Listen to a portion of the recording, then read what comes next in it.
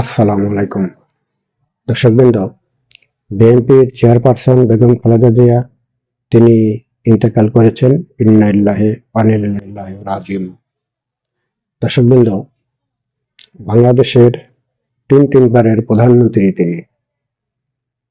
বেগম খালেদা জিয়া তিনি তিনবারের প্রধানমন্ত্রী, তিনবার তিনি প্রধানমন্ত্রী হয়েছিলেন এবং তিনি গণতন্ত্রের মা। গণতন্ত্রের জন্য যা যা কিছু প্রয়োজন তিনি সেটা করেছেন। দর্শকবৃন্দ, যদি আমার এই কথাগুলো ভালো লাগে তাহলে আপনারা আমার চ্যানেলটা লাইক এবং সাবস্ক্রাইব করে আমার চ্যানেলের সাথে থাকবেন। এবং তিনি তিনবারের প্রধানমন্ত্রী।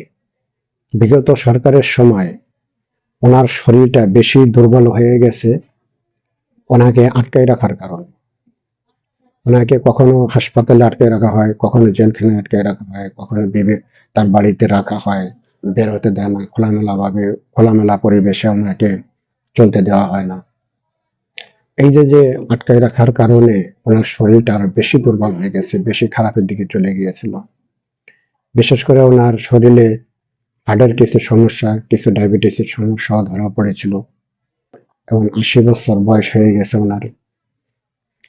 এই বাংলাদেশে ওনার বহুত অবদান আছে। বেগম খালেদা জিয়ার তার বহুত অবদান আছে। বিশেষ করে এই যে ফেব্রুয়ারিতে যে নির্বাচনটা হতে যাচ্ছে, এটা কিন্তু সঠিক গণতন্ত্রের উপায়ে এই নির্বাচনটা হতে যাচ্ছে। এবং এই নির্বাচন গণতন্ত্রের জন্য তিনি ওনার নেতাকর্মীদেরকে নিয়ে, বিশেষ করে তিনি নিজেই গণতন্ত্র উদ্ধার করতে হবে এই বিষয়টা নিয়ে তিনি সবসময় লড়াই করেছেন। সরকারের সাথে কখনো গণতন্ত্রের বিষয়টা নিয়ে আপোষ করেন নাই। বাংলাদেশে এরকম নেত্রী আর কখনো আসবে না, আর কখনো আসবে না। ওনার জায়গা, ওনার এই যে বিএনপিতে একটা শূন্য স্থান তৈরি হইল, কিন্তু এই শূন্য স্থানটা আমার মনে হয় কেউ আর পুরো করতে পারবে না।